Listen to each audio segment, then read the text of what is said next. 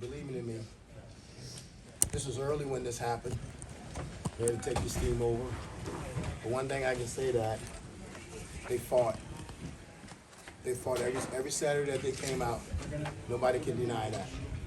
Because that's what we asked them and that's what we expected out of them. You talking about a high character group. I love them for that. I love these coaches for that. And I wouldn't trade it for the world.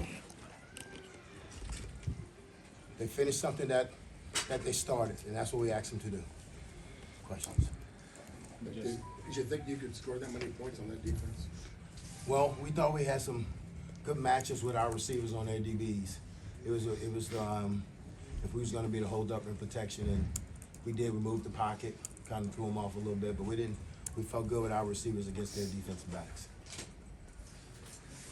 Nebraska's first win over Iowa in their 8 tries. I mean, what's this feel like just for the kids to see this moment for those guys? Well, I'm happy for them because they hadn't beat them in a while. You know, I told them, I said, you let Wisconsin off last week. Let's not let these guys off. But you can see that, you know, they believe in one another and they kept fighting. Talk about trust. You punted there on 4th and 1. I assume you trusted your defense to get the stop. Well, guys, we're gonna give them all their black shirts back and let somebody else do it. Who's gonna have to deal with it, but we're gonna give them all their black shirts back. But yeah, I trusted what they've been doing. They've been playing lights out for the last couple of weeks, so we trust that we can put them back on the field and they was gonna get a stop. So they're getting the black shirts back tonight or tomorrow? But I'll probably get them back tonight when they get back, but it'll be in their lockers when they come in on Monday. Nick, when things are slipping and kind of going south there at the end, did you have any any notion like here we go again? No, I've been doing this long enough. I keep telling you, I'm from New Orleans. We don't panic, you know. And, you know, we just had to keep fighting. We had to keep throwing blows. You know, we had to keep throwing blows. And if I show like I'm panicking, then they're gonna panic. So no, we was gonna keep fighting. And you didn't sense that from your kids either, though.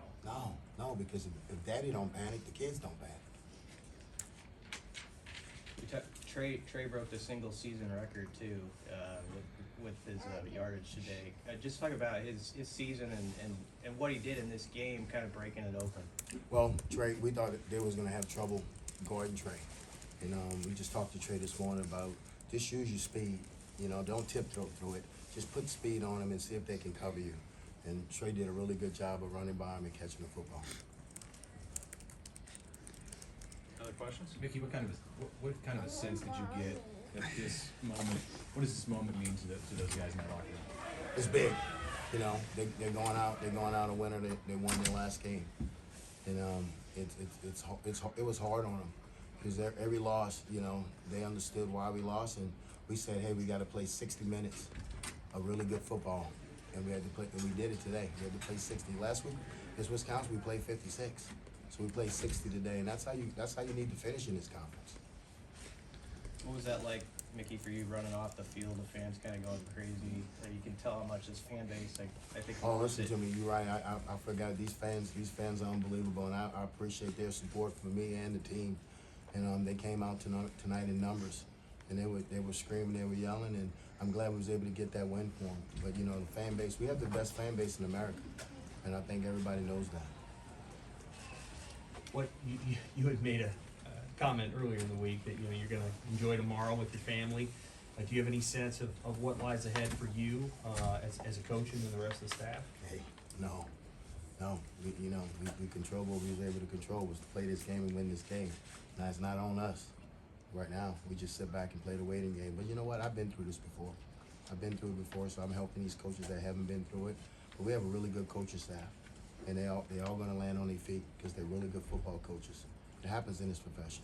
It's changes that made it, and they understand it. But I take my hat off to them because I told them today that I really respect them as men because they didn't quit. They stayed in the fight with the kids. Not one day did they say, hey, I don't want to do this. So you take your hat off from them. You got to understand, we had to hold this thing together for 11 weeks. Not 5 and not 6, 11. And they did it. We didn't get the wins like we wanted, but they held it together. Nick, what are you most proud of about the job that you did? Well, I think what I learned on this job is that I had to be a good person in front of being a good coach. Because that's the only way these kids and these coaches are going to believe in me if I was a good person. And I think that happened. And usually, the Joseph boys, we good people. You know, and that's why these kids was able to follow me.